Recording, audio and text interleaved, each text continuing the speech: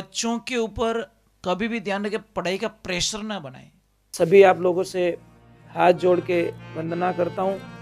हमारा जो चैनल है श्री सोनू महाराज, वो चैनल जरूर सब्सक्राइब करें और इन वीडियो को शेयर करते रहिए। बहुत अच्छा। मैं एक चीज है ना, मैं बताऊं आपको कि भगवान क्या है। भगवान एक 5 तत्वों का जो पुंज है ना, उसको भगवान कहते हैं। भगवान में अक्षर कितने हैं? 5 अक्षर है। ब, घ, वा प्लस आ, न। भ का मतलब क्या हुआ? भूमि हुई। व का मतलब क्या हुआ? वायु। भ, ग का मतलब गगन हो गया। वा का मतलब वायु। आ का मतलब अग्नि। और न का मतलब नीर। ये पांचों आकाश, वायु, तेज, जल, पृथ्वी, ये पांचों की एनर्जी जब इकट्ठी हुई तो उसको भगवान का जो ये अगर पांचों में से एक भी खंडित हो जाए तो हम रह पाएंगे क्या?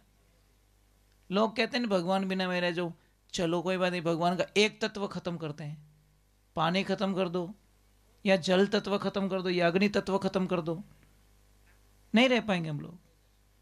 तो इनकी चीजें। दूसरी नंबर, बच्चों के ऊपर कभी भी ध्यान रखें, पढ़ाई का प्रेशर ना बनाएं, क्योंकि आप किसके भाग्य नहीं बदल सकते।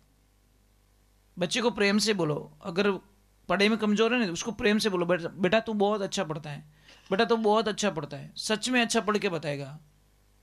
कई लोगों की आदत होती है, इतना नंबर नहीं आया तो ले बजाओ पुंगी, कुछ होने वाला नहीं है। उल्टे बच्चे हैं ना, फेल हो जाएंगे। प्रेशर प्रेशर होता है साहब, नहीं होना चाहिए। और सत्य, अभी जो परीक्षाएं चल रही थी ना, बोर्ड का एग्जाम, उसमें कोई पिता ने डांट दे दी अपनी बेटी को, इकलौती बेटी को, कि 95% नहीं आया ना तो देखना मेरा नाम फलाना है। बेटी ने रात को फांसी खा ली और लिख दिया कि पापा आई एम सॉरी, मैं इतने नंबर नहीं ला सकती। एक बेटी 18 साल की चली गई, छोटी सी भूल महाराज।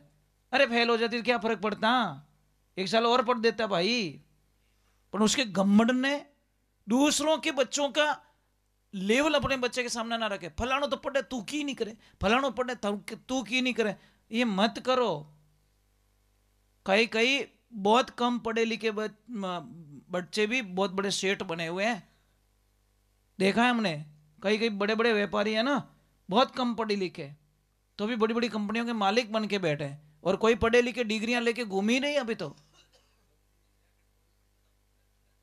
और मैं मजाक नहीं कर रहा हूँ, जितने डिग्री वाले परेशान है ना, मैं छोटी सी बात कर रहा हूँ, मजाक नहीं करो। एक मजदूर होता है ना, आम व्यक्ति, वो महीने के 15,000 कमा रहा है, और डिग्री वाला 8-9 हज़ार में नौकरी कर रहा है। समझ में आ रहा है कि नहीं आ रहा है?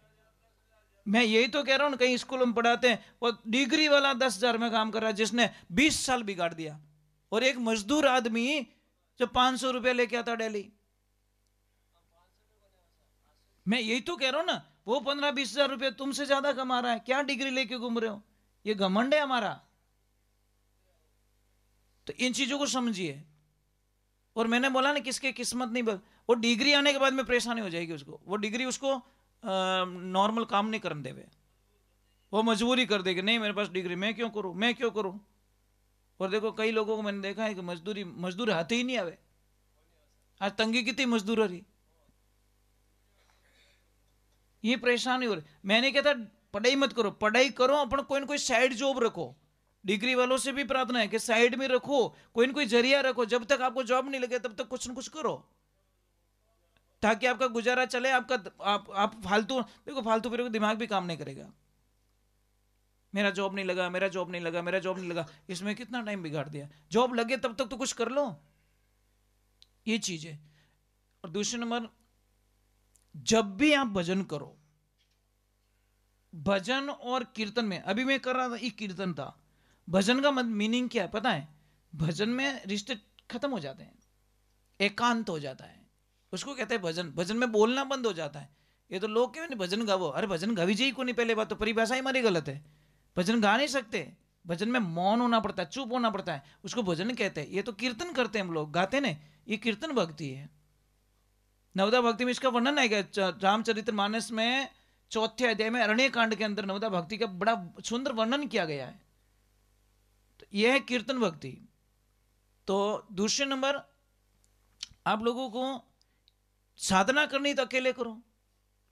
जब पढ़ाई करनी है ना तो दो छात्र बताए, सेम क्लास के दो बच्चे होने चाहिए, अच्छी पढ़ाई आती है। क्यों? इसकी गलती ये निकालता है, इसकी गलती ये निकाल। एक 10वीं रो ने एक 8वीं रो, तो अभी बच्चा कभी पढ़ ही नहीं सके। मैं मजाक नहीं, एक एक एक पाडो ने एक बड़द हल में जोतो, हल भांग दी थरो, वही हिसाब। एक 10वीं का बच्चा, एक 8वीं का बच्चा, दोनों में क्या कॉम्बिनेशन है? वो तो खाटो ने हीरा रे कभी मेल पड़े। अब खाटो ने हीरो हामो लान मेले के जीमू कई हीरो खान हबड़ को मारू कहीं, घाटा रहा साथ लाफी रहती तो बढ़िया रहता। तो कॉम्बिनेशन नहीं होना चाहिए। कॉम्बिनेशन में दो बच्चे सेम क्लास के होने चाहिए, ताकि इसकी गलती ये निकाले, इसकी गलती ये निकाले। तीसरे नंबर, भजन कीर्तन जो भी करते हो आप पूजा पाठ घर में, तो कम से कम 3 व्यक्ति होने चाहिए। समझ में आई ना? और आरती हमेशा उत्तर दिशा की तरफ मुड़ के करो। समझ में आई? भगवान ने हम ही उभा रहना, आरती कभी नहीं करनी। हम ही छाती हूं हम उभो नहीं रहना, साइड में उभो रहना चाहिए। लोग क्या करते, एकदम सन्मुख रहते, सन्मुख नहीं, साइड में रहो, थोड़ा क्रॉस में रहो। ये विधान है पूजा का। और पूजा घर में एक जिंदगी में ध्यान रखना, माचिस की जो तीली होती है आप जलाते हो, जला के तुरंत आप उसको वहां मत छोड़िए, बहुत बड़ा नुकसान लाएगी वो तीली आपको। माचिस की तीली, माचिस रख सकते हो, अपनी जली हुई तीली वहां पे नहीं रख सकते, बहुत नुकसान देती है, उससे नेगेटिविटी ऊर्जा पैदा होती है और अलग शक्तियां वहां पे प्रवेश कर देती है। इसलिए माचिस की तीली जलाई, वो जली हुई वापस बाहर ले जाके छोड़ दो। ये ध्यान रखने की बात है। आपको पता है आपके घर पे दीपक जलाया हमने, तो मैंने तीली कहां डाली थी? बाहर डाली नहीं, हाथ में लेके आया बाहर। मुझे पता था कि यहाँ डालने नहीं है, तो मैं बाहर ला के डाली आपके घर में। तो ये छोटी बात, छोटी है पर बात बहुत पते की बात है। दीपक होता है, अब आपको एक छोटी सी बात बता रहा हूं। दीपक होता है ना, दीपक कैसे करते हो आप लोग? जैसे आपको दीपक दिया जाए तो दीपक कैसे करोगे आप? वो तो है ही, वो तो सिस्टम बढ़िया है, वो तो कोई भी करते, पर दीपक का जो जलता हुआ मुंह है ना, वो भगवान की तरफ होना चाहिए। लोग कहीं करे दीवो करें, जल तोड़ी बत्ती अट रखे, दीवारी पूट भगवान हामी रखे। समझ में आई नहीं? उल्टा नहीं रखना, भगवान दीपक को घुमा दो, सामने रखो भगवान के सामने। तो एक मंदिर में 3 तस्वीरें नहीं होनी चाहिए, घर में 9 इंच से बड़ी मूर्ति नहीं होनी चाहिए, नहीं तो आपको बहुत बड़ी प्रॉब्लम आएगी घर में। 9 इंच से कोई भी मूर्ति अगर घर में रखी है तो उसकी प्राण प्रतिष्ठा ब्राह्मण देवता सही है कि नहीं है? करवानी पड़ती प्राण प्रतिष्ठा। अगर 9 इंच से बड़ी है तो, 9 इंच से छोटी है कोई दिक्कत नहीं है, बराबर है। पर 9 इंच बड़ी अगर मूर्ति घर में लाके रखी है तो आपको दिक्कत देगी वो। उसकी प्राण प्रतिष्ठा कायदे से नियम के अनुसार करवानी पड़ेगी आपको। फोटो रख सकते हो, फ्रेम रख सकते हो, पर मूर्ति नहीं रख सकते आप। चौथे नंबर, जब भी यात्रा करो तो कम से कम 4 लोग होने चाहिए। और बीज छांटते वक्त 5 लोगों की आवश्यकता होती है। भले छांटना ना है, एक एक थोड़ा थोड़ा छांट दो, दस्तूरी कर लो, फिर एक आदमी छांट दो, कोई दिक्कत नहीं है। पर 5 आदमी के हाथों से बीज खेत में छंटवाओ, फसल बहुत अच्छी होगी। क्योंकि 5 और माने काटा किन्हों कर्म काम करे, पता नहीं किसका कर्म काम कर रहा है भाई। एक के पीछे 4 तीर जाते हैं, पर वो तो कहीं के थन छाटनी नहीं आओ, दिवाली तो मैं करूँ थने। अरे रुक जा भाई रुक जा, तू तो छाट छाट बुढ़ो ही हो गयो, हाल तो हेठी भौंको ही आवे। 5 आदमी छाटो, छोटे बच्चे ले लो ना भाई, छोटे बच्चे ले लो, पता नहीं किसका भाग काम कर रहा है, कौन जाने। और एक आपको बहुत अच्छी बात बताओ, जिसके खेतों में फसल नहीं होती ना, बार बार नुकसान आता नहीं, मैं आपको बहुत अच्छा आइडिया बताता हूँ। क्या करना है, खेत में खड़े रहना आपको, और सूर्य भगवान की तरफ बीचों बीच खड़े रहना आपको, खेत के सेंटर में जाके, और सूर्य भगवान की तरफ मुंह करना आपको। जैसे मैं समझ लो, आपको समझा देता हूँ, मैं एग्जाम्पल दे रहा हूँ कि सूर्य इधर से निकल रहा है, ठीक है, मैं खेत के बीच में खड़ा हूँ, ये लेफ्ट हाथ लंबा करना है। अब ये मेरा फेस हो गया, ये जो जगह आ रही है खेत की, ये वाला कोना, इसको कहते हैं ईशान कोण। क्या कहते हैं? ईशान कोण। वहां पे जाके एक लंबा खड्डा कीजिए, कम से कम 2-2.5 फुट का, हाथ जितना लंबा चला जाए, और उसमें पंचमेवा डाल दो, एक चांदी का तुच्छ डाल दो अंदर, जो बाहर ना निकले, थोड़ा अंदर डाल दो। पंचमेवा मतलब सूखे बादाम है वगैरह वगैरह, जो भी पंचमेवा, और एक चांदी का टुकड़ा डाल के उसको डाल दो, कोई देखे नहीं, इतना ध्यान रखें। फिर देखो आप चमत्कार देखना इसका, ट्राई करके देख लो। और खेत में कभी भी उदय की दवा ना डालें। मैं आपको बीज को संस्कार करके बोना पड़ता है। बीज को कैसे बोया जाए? बीज बोना नहीं आता हम लोगों को। जिस दिन बीज बोना है, कल बोना है, तो आज की रात्रि शाम को बीज को एक थोड़ा गौमूत्र लीजिए, लीटर 2 लीटर, थोड़ा पानी लीजिए, थोड़ा गंगाजल लीजिए, गऊ का गोबर लीजिए और थोड़ा चूना लीजिए, गोल बना के उस बीज को अंदर डाल दो। और डालने के बाद में सुबह में उस बीज को छान के थोड़ा सा छुका के फिर वो बीज छांट के देखो आप, जिंदगी में उस पौधे को उदय कभी नहीं आएगी। ऐसे उदय की दवा डाल के अच्छे जीवों को मार देते हैं खेत में। जो अच्छे जीव होते हैं ना, हमारी जो भूमि को उपजाऊ बनाते हैं, वो बेचारे मर जाते हैं बेकसूर मारे। वो तो कह नहीं, हूर खावेर पाडो कूटीजे,